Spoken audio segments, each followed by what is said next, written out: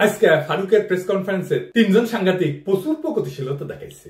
একজন কইছে জুলাই মাসে 1400 শহীদের সংখ্যা কই পেয়েছেন, 9 মাস হয় নাই, 9 মাস হয় নাই। আর এরা বলতেছে 1400 কই মারা গেছে, আমাদের চোখের সামনে মারা গেল, কি ভয়ানক রক্তপাত হইলে আর এ বলে 1400 কই মারা গেছে। কে কইছে? এই দুইজন এই প্রশ্ন করছে, ফজলে রাব্বি বিশেষ প্রতিনিধি এটিএন বাংলা আর রহমান মিজান দীপ্ত টিভির সিনিয়র রিপোর্টার।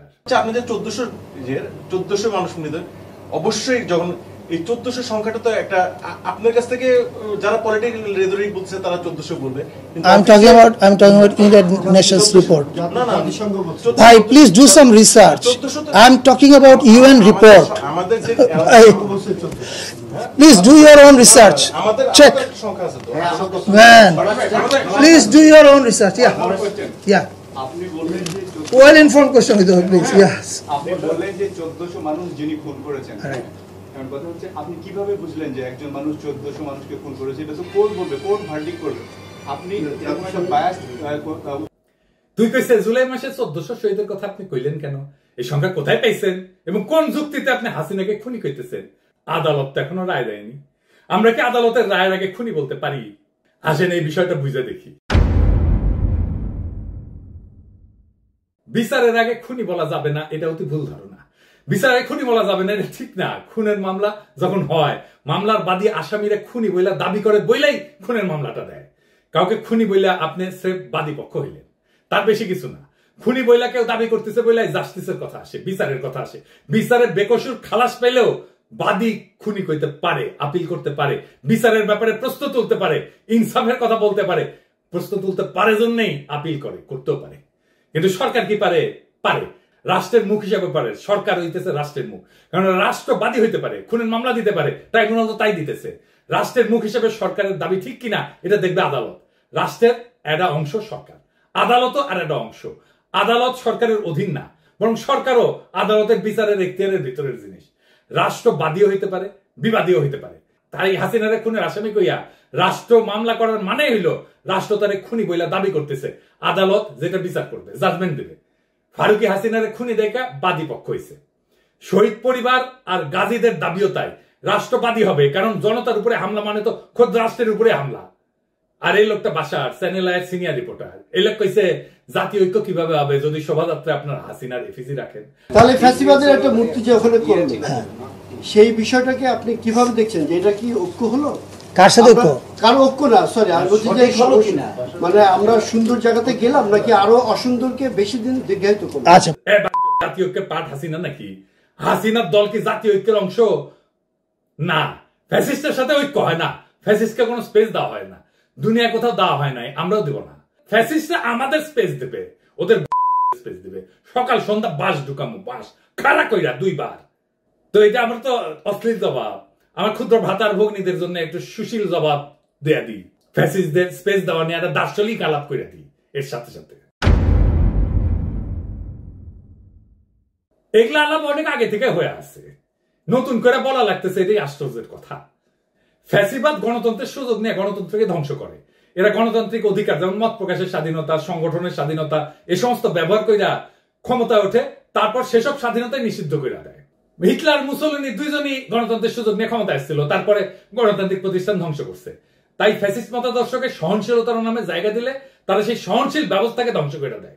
কার্ল পপারের একটা লেখা আছে প্যারাডক্স অফ টলারেন্স নামে, ওখানে লিখছে যাদের লক্ষ্যই হচ্ছে বাক স্বাধীনতা, গণতন্ত্র ধ্বংস করা, তাদের বাক স্বাধীনতার অধিকার নাই। সহনশীলতারও একটা সীমা থাকতে হয়। কার্ল পপার বলছিলেন যদি আমরা অসহিষ্ণুতার প্রতি সীমাহীন সহনশীলতা দেখাই তাহলে সহনশীল সমাজই ধ্বংস হয়ে যাবে। অসহিষ্ণু মতাদর্শকে বরদাস্ত করা মানে শেষে সহনশীলতার জায়গাটা নষ্ট হবে। উনি ইংরেজিতে কইছিলেন unlimited tolerance must lead to the disappearance of tolerance. ইংরেজি যেহেতু কইছে ঠিকই গেছে, তাই না? কার্ল পপার আরো কইছে সহনশীল সমাজ টিকে থাকতে চাইলে অসহিষ্ণুতার প্রতি অসহিষ্ণু হইতে হবে। ফ্যাসিস্টদের সাথে খোলা বিতর্ক করলে তারা মুক্ত সমাজের নীতিকে নিজেদের স্বার্থে ব্যবহার করে। উনি ইংরেজিতে কইছেন if you extend unlimited tolerance even to those who are intolerant, if we are not prepared to defend a tolerant society against the onslaught of the intolerant, then the tolerant will be destroyed and the tolerance with them. তার মানে ফ্যাসিস্টদের মত প্রকাশের স্বাধীনতা বলে জায়গা দিলে সেই জায়গা ব্যবহার করে সহিষ্ণুতাকেই শেষ করবে। তাই সক্রিয়ভাবে প্রতিরোধ করাটাই ইনসাফ। ঘৃণার রাজনীতিকে কথা বলার মঞ্চ দেওয়া মানে ঘৃণাকে সামাজিক স্বীকৃতি দেওয়া। এটা তো আমরা করবো না। এই সাংবাদিকদের কিছু বলবো না, কারণ এদের অনেকেই তককে তককে আছে যে সে বলবে আমি স্বাধীন সাংবাদিকতা করতে পারতেছি না বাংলাদেশে, তারপরে অ্যাসাইলাম মারবি। তো তাই এগের মালিক পক্ষরে ধরা লাগবে। যেমন ধরেন এটিএন মাহফুজ, ওরে সাগরণী হত্যা মামলায় 7 দিনের রিমান্ডে নেন, সাইজ হয়ে যাবে, রুলারের মতো সোজা হয়ে যাবে। এখন পুলিশের কবি দাদা হামরে না পছন্দ করে না, তাই বলে শাস্তি দিবেন। ওই আশা যদি গান গাওয়া শুরু করে তাহলে তো আমরা গেছি। ওরে ইনকাম ট্যাক্স ফাইল ধরে টান দিবেন, এদের প্রত্যেকটার নামে দুদকে ফাইল করলেন টাকা পাচারের। বাংলাদেশের সব কয়টা এলিটের টাকা পাচারের ট্রেস বাই করতে পারবেন। 90% কেসে আপনি পাবেনই খুঁজে, শিওর থাকেন। কিন্তু করতেছেন কি? ধরতেছেন ইরেজ জাকের, যে ইরেজ জাকের জুলাই বিপ্লবে পথে নামিছে, তার পিছে লাগিয়েছেন। যে সর্বান্তকরণের লড়াইয়ের পক্ষে তারা আপনি শত্রু বানাইলেন। বাংলাদেশের এলিট কয়জনের ইরেশের মতো রোল ছিল? হাসিনা না পালাইলে ইরেশের এশিয়াটিক বন্ধ করে দিত, ইরেশকে জেলে পড়তো, আর তার নামে হত্যা মামলা দিলেন। যেই সমস্ত সাংস্কৃতিক কর্মী জুলাই ভয় উপেক্ষা করে মাঠে নামছে, তাদের কাউকে ডিস্টার্ব দিবেন না, ওরা আমাদের ভাই। এইটারে আমার রিকোয়েস্ট বলতে পারেন, এখন রিকোয়েস্ট করলাম। কিন্তু আমি যদি টের পাই কোন দূরভিসন্ধি দিয়ে আছে এর পিছনে, তাহলে করে খায়া ফেলবো তারে। আপনি এশিয়াটিকের বিরুদ্ধে তদন্ত করেন, এমনকি দেশের বিরুদ্ধে তদন্ত করেন, কোনো অসুবিধা নাই।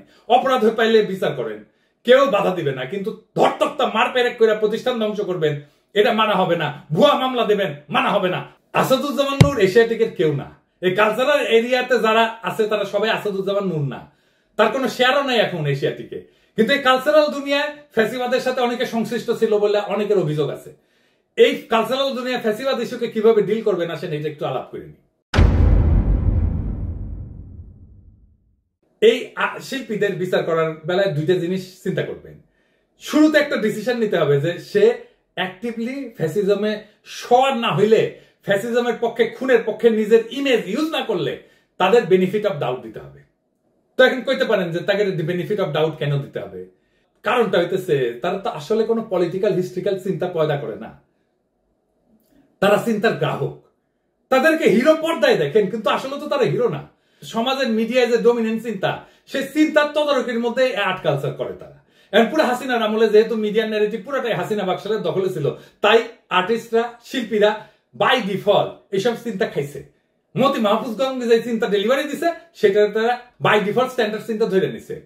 এটা আলবৎ ভুল, কিন্তু আর্টিস্টরা তাদের পেশার কারণে এই লিমিটেশনের মধ্যে থাকে। আমি আপনি এখানে বলিউডে দিয়ে দেখেন অমিতাভ বচ্চন, সে কি? সে তো কংগ্রেসের এমপি ছিল, তাই না? সে রাজীব গান্ধীর বন্ধু, জিগরি দোস্ত ছিল, সে বিজেপি হয়ে গেছে। এই যে অক্ষয়, অজয়, অনুপম খের, এরা বিজেপির খপ্পরে পড়ছে, এমনকি অ্যাক্টিভলি কামও করতেছে। মিঠুন চক্রবর্তী, ও তো নকশাল ছিল, জানেন তো, পার কমিউনিস্ট ছিল, পেলে গেছিল বোম্বে। ও মিঠুন চক্রবর্তীকে দেখে আমরা কমিউনিস্ট হয়েছি, সেই থেকে ওইটা তৃণমূল হইল, এখন পার বিজেপি হয়েছে। ফলে এটা ডমিনেন্ট মিডিয়া ন্যারেটিভের মামলা। সেই ন্যারেটিভের গ্রাহক হওয়াটা ক্রাইম না। আমাদের মন খারাপ হবে এতে, কারণ আমরা তো তাদেরকে নায়ক দেখে অভ্যস্ত, নায়ক ভেবে অভ্যস্ত। তারা পর্দায় ঢিসুম ঢিসুম ঢিসুম ঢিসুম করে, এরে ওরে ফেলা, এরে ওরে মারে, প্রচুর বিপ্লবী কথাবার্তা বলে, কিন্তু তাদের নায়ক না রে ভাই। তাদেরকে নায়ক বানানো হয়, তাদের পর্দার চিত্র। আসল মানুষ তো এটা না। আসল মানুষ তো আবু সাইদের মতো নায়ক। ওরাই মাথায় রেখে চিন্তায় দুর্বল, এটা মনে রাখতে হবে সবসময়। ওইদিকে ওদের তো কাম করে খাইতে হয়, তাদের পেশা। এখন সমস্ত পয়সা যদি এই ফ্যাসিজমের কামে খরচা হয়, তাহলে আর কোনো কামের অপশন যদি না থাকে, তখন তাদের খাইয়া পয়রা বাঁচতে হলে ফ্যাসিজমের আর্ট কালচার করে ভাড়া কাটতে হবে। তো উপায় থাকে না, তো বাস্তবমুখী হইতে হবে। তোরে ভাই আক্কেল দিয়ে চিন্তা করতে হবে, তো হৃদয় দিয়ে চিন্তা করতে হবে। তো এইরকম শিল্পীদের মতো এক ফার্মও একই সিচুয়েশনে থাকে। তাই আমাদের বিচার করতে হবে অ্যাক্টিভলি কি কি করছে তারা। কাজ কামের বেলায় তারা ভাড়াটে মাত্র। ডমিনেন্ট ন্যারেটিভ আমরা পাল্টাই, তখন ওরাও এই ডমিনেন্ট ন্যারেটিভে ভাড়াটে হবে। আপনি আলী জাকের, সারা জাকের, আসাদুজ্জামান নূর অপছন্দ করলে ইরেশ ডিফারেন্ট। তার কারণ ইরেশ অনেক বেশি বাংলাদেশি। কলকাতার সাথে যে আমাদের লিঙ্গুইস্টিক ফাইট, ইরেশ আমাদের পক্ষে। ও ঢাকাইয়া, ওর বাপ মা ইভেন আসাদুজ্জামান নূরের চাইতে অন্য লাইনে। ইরেশ জাকের শাওন না। আমাদের ইরেশ আর শাওনের মধ্যে তফাৎ করতে পারতে হবে। এইবার আসেন ফাইনাল আলাপে, যেটা ভয়ঙ্কর ভাবে আমাদের সবাইকে ফাঁসির দড়িতে ঝুলাইতে পারে, সেটা কি? আপনারা দেখতেছেন যে পুলিশ হত্যা ইস্যুটা, এটা হাসিনা বলতেছে, গোলাম মাওলা রনি বলতেছে, নবনীতা বলতেছে, পুরো আওয়ামী ফ্যামিলি বলতেছে। শুনেন হাসিনা কি বলে। তারা বলছে আওয়ামী লীগ আর কি ধ্বংস হয়ে যাবে, আওয়ামী লীগ ভেসে আসেনি। আওয়ামী লীগ কারো পরগাছা না, আওয়ামী লীগের শিকড় অনেক বেশি শক্তিশালী। এই মাটি মানুষের জন্য আওয়ামী লীগ সৃষ্টি, ছাত্রলীগ লাশ পেল, সরকার পড়ে যাবে এই থিওরিতে। এই হত্যাকাণ্ড আমরা ঘটাইনি, খুনি ইনুসের বিচার করতে হবে। আমাদের হাজার হাজার মানুষ হত্যা করেছে, পুলিশ হত্যা করেছে, তার বিচার একদিন ইনশাল্লাহ হবে। এই পুলিশ হত্যার মামলার বিষয়টাকে পাত্তা দিতে হবে, এটাকে সিরিয়াসলি নিতে হবে, হালকাভাবে উড়াই দিতে চলবে না। কারণ এই প্রশ্নটা জুলাই বিপ্লবের আইনি ভিত্তি নিয়ে, এটা ফয়সালা করাটা খুব জরুরি। আর ফয়সালা করতে গেলে আওয়ামী লীগের লিগাল স্ট্যাটাসের মুখোমুখি আসবে সরাসরি। এই প্রশ্ন ফয়সালা করতে দিতে চায় না কারা? চেনে এদেরকে? এরা হইল 5 থেকে 8 আগস্টের 72 ঘন্টায় জন্মানো এই যে সেটেলমেন্ট, এলিট সেটেলমেন্ট হইল এরা। এদের নাম হইতেছে ডিপ স্টেট, ছদ্মবেশী ব্যুরোক্রেট, সাংস্কৃতিক গডফাদার, মিডিয়া ব্যবসায়ী, হাসিনার অলিগার, আর্মি। কিন্তু কেন তারা ভয় পায় ফয়সালাকে? এই ফয়সালা মানে হইল মুজিবের গড়া মিথ ধরা পড়ে যাবে, বাঙালি জাতীয়তাবাদের গল্প ফাঁস হয়ে যাবে, ভারতীয় মহাসাগরের তীরের খেলাঘরও ভেঙে যাবে। আরো আছে, পুলিশ খুনের মামলা ঝুলাই রাখতে চায় তারা, যেন ভবিষ্যতে বদলা নেওয়ার জন্য একটা স্থায়ী অস্ত্র বানায় রাখা যায়। জুলাই বিপ্লবের বিপরীতে 15 আগস্ট কায়দায় একটা জাতীয় ট্র্যাজেডি বানিয়ে ফেলা যায়, সবাইকে ম্যানিপুলেট করা যায়, জীবনভর ব্ল্যাকমেইল করা যায়। ভেবে দেখতে হবে এই ফয়সালা না হইলে বিপদ কার? বিপদ হবে জুলাই বিপ্লবীদের, আপনার আমার। বেনামি মামলা ইতিহাসে শিয়াল কুকুরের মতো ঘুরতে থাকবে। কখন কে কার শিকারে পরিণত হবে কে জানে? কতদিন আর রক্ষা করা সম্ভব? এখনই এই ফয়সালা চাই, একেবারে আইনের পথে। কিভাবে আসেন সেটা বুঝে দেখি।